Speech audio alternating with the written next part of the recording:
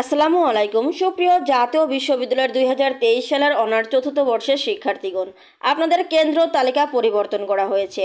তাহলে কি রুটিনও পরিবর্তন করা হবে? এই প্রশ্নটি কেন আসছে? কারণ আজকে শুধুমাত্র জাতীয় বিশ্ববিদ্যালয় কিন্তু চতুর্থ বর্ষের কেন্দ্র তালিকা পরিবর্তন, এছাড়াও আরও একটি পরিবর্তন সংক্রান্ত নোটিশ প্রকাশ করেছে। সেটি হচ্ছে যে সাদা উত্তরপত্র ও অন্যান্য সামগ্রী বিতরণ সংক্রান্ত সংশোধিত বিজ্ঞপ্তি। তাহলে আজকে জাতীয় বিশ্ববিদ্যালয় চতুর্থ বর্ষের দুটি বিজ্ঞপ্তি প্রকাশ করেছে, তাও আবার পরিবর্তিত অর্থাৎ সংশোধিত বিজ্ঞপ্তি। অর্থাৎ দুটি নোটিশ প্রকাশ করেছে, দুটি নোটিশই কিন্তু পরিবর্তিত নোটিশ। তার মানে কি কেন্দ্র পরিবর্তন হয়ে যাচ্ছে, সাদা উত্তরপত্র অন্যান্য সামগ্রী বিতরণ সংক্রান্ত নোটিশ পরিবর্তন হয়ে যাচ্ছে। তাহলে কি পরীক্ষার রুটিনও পরিবর্তন হয়ে যাবে?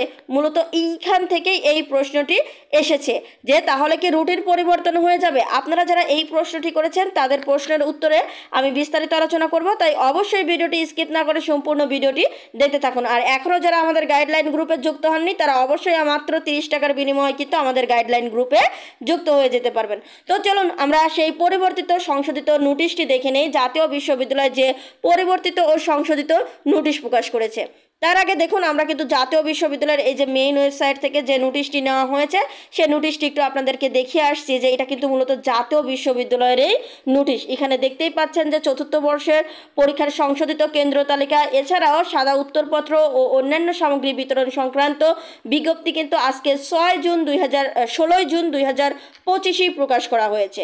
তো দেখুন এখানে সম্পূর্ণ সংশোধিত বিজ্ঞপ্তিটি রয়েছে, এক কথায় সকল বিভাগের ধরতে গেলে, যেমন দেখুন খুলনা বিভাগের পরিবর্তন করা হয়েছে।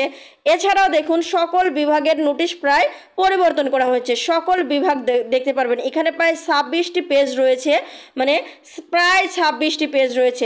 এক কথায় সকল বিভাগের কেন্দ্র তালিকা ধরতে গেলে পরিবর্তন করা হয়েছে। তো আপনাদেরকে বলবো যে আপনারা যারা এই যে এখানে দেখুন এটি রয়েছে বরিশাল বিভাগ, এরপরে রয়েছে দেখুন হচ্ছে সিলেট বিভাগ, এরপরে রয়েছে দেখুন রাজশাহী বিভাগ। প্রত্যেকটা বিভাগের কেন্দ্র তালিকা কিন্তু পরিবর্তন করা হয়েছে। এই যে প্রত্যেকটা বিভাগের, রংপুর বিভাগের কেন্দ্র তালিকা পরিবর্তন করা হয়েছে। এভাবে কিন্তু প্রত্যেকটা বিভাগের কেন্দ্র তালিকা পরিবর্তন করা হয়েছে। এখন প্রশ্ন, তাহলে কি পরীক্ষার রুটিন কোনোভাবে পরিবর্তন হয়ে যেতে পারে? দেখুন এই যে কেন্দ্র তালিকা বা এই যে এদিক ওদিক একটু হতে পারে, বা এই যে সাধারণত প্রত্যেক বছরই কেন্দ্র তালিকা বারবার পরিবর্তন করা হয়। এছাড়াও সাদা উত্তরপত্রের কিছু একটু খুব বেশি কিন্তু পরিবর্তন হয়নি। সো এইখান থেকে আপনাদের পরীক্ষার রুটিন পরিবর্তন হবে এইটা কোনো কথাই আসে না, বরং আপনাদের পরীক্ষা আরও যে খুব শীঘ্রই অনুষ্ঠিত হবে এই বিষয়টি কিন্তু আমরা বলতে পারি।